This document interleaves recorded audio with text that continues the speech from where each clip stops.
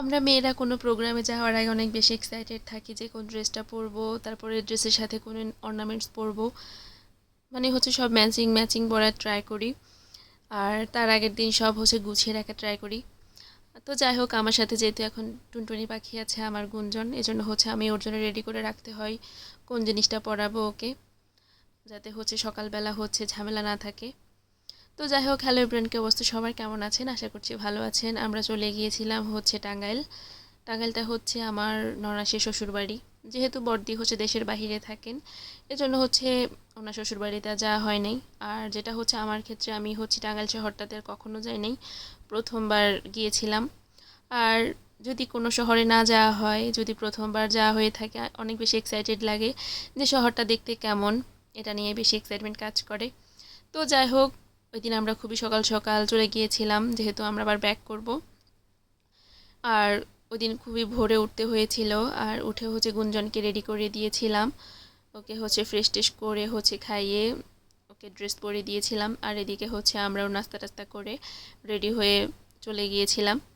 আর এদিকে হচ্ছে গাড়ি চলে এসেছিল, আমরা গাড়িতে উঠে পড়েছি। আর এদিকে হচ্ছে গুনগুন দুষ্টুমি করতেছে, দুষ্টুমি করতে করতে ও অনেক টায়ার্ড হয়ে গিয়েছিল। এরপর হচ্ছে আমার কোলে ঘুমিয়ে পড়িয়েছিল। আর গুঞ্জন ছিল জেঠুর কোলে। এই যে এরপর হচ্ছে আমরা চলে এসেছি বড়দিদের বাসায়। এটা হচ্ছে অনেক বড় ঠাকুর ঘর। এটা হচ্ছে আন্টি, মানে হচ্ছে বড়দি শাশুড়ির আসন রুম।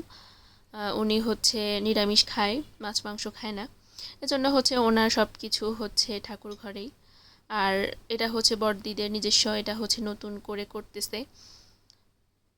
এটা হচ্ছে মাত্র হচ্ছে বড়দিরা যে ফ্ল্যাটে থাকে, এটা হচ্ছে মোটামুটি হচ্ছে কমপ্লিট হয়েছে, আর ওগুলোর বাকি কাজ চলতেছে।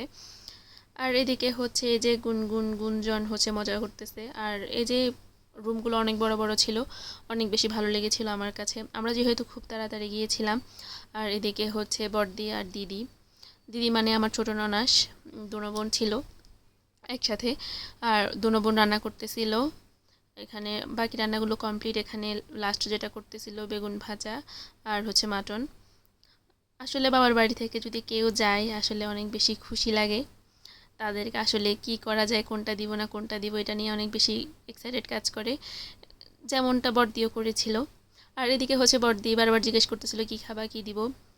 আমরা তো নাস্তা করে গিয়েছিলাম, তাহলে বলতে যেহেতু সকাল সকালে গিয়েছি, চা খাওয়া হয় নাই, আমরা চা খাবো। আর চা খাওয়ার পর এই যে এদিকে হচ্ছে গুনগুন গুঞ্জন ঝামেলা করতেছিল। গুনগুনটা হচ্ছে গুঞ্জনের বোন, মানে হচ্ছে জ্যাঠতো বোন, আমার ভাসুর আর জায়ের মেয়ে। দুই বোনের অনেক মিল। গুনগুন ঠিকভাবে কোলে নিতে পারে না, কিন্তু কোলে নেওয়ার চেষ্টা করে।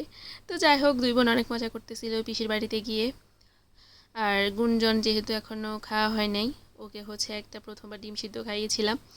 আর এদিকে হচ্ছে এরপর হচ্ছে ওর গুঞ্জনের খাওয়া শেষে আমরাও খেয়ে নিয়েছিলাম। এদিকে বড়দি আর দিদি অনেক আয়োজন করেছিল। এখানে ছিল হচ্ছে মাটন, তারপরে ছিল হচ্ছে তেলাপিয়া মাছ ভাজা, তারপর ছিল হচ্ছে রুই মাছ ভুনা, বেগুন ভাজা, চিকেন, তারপর পোলাও, তারপর হচ্ছে সালাদ, তারপর আর কি জানি ছিল, ভুলে গেছি। তো যাই হোক, এগুলোই ছিল। এরপর হচ্ছে আমাদের খাওয়া শেষে এবার হচ্ছে গুঞ্জনকে খাইয়ে দিয়েছিলাম।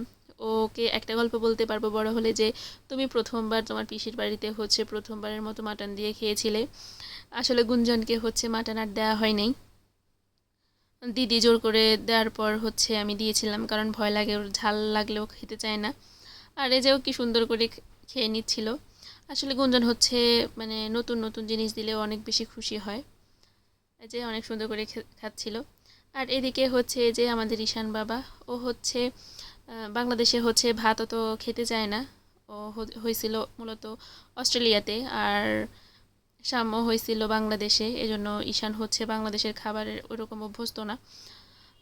তা ওই যে দইটা অনেক সুন্দরভাবে খেয়েছিল, ভাত একদমই খেতে চায় না। আর এদিকে হচ্ছে আমরা অনেক মজা মজা করে হচ্ছে দই, রসমালাই, চমচম, টাঙ্গাইলের বিখ্যাত চমচম খেয়ে নিয়েছিলাম। আমার কাছে হচ্ছে দই আর হচ্ছে রসমালাইটা বেশি ভালো লেগেছিল। আর আমার মেয়ে হচ্ছে মিষ্টিটা খেতে পারলেও অনেক বেশি খুশি হয়। এই যে এরপর হচ্ছে কিছুক্ষণ সময় কাটিয়ে আমরা হচ্ছে আমাদের নিজ গন্তব্যে ফিরে এসেছি। যখন কোথাও যাই সবাই মিলে একসাথে থাকি, অনেক বেশি ভালো লাগে। আজ এ পর্যন্তই। ভিডিওটি ভালো লাগলে অবশ্যই লাইক কমেন্ট শেয়ার করবেন আর পাশে থাকবেন।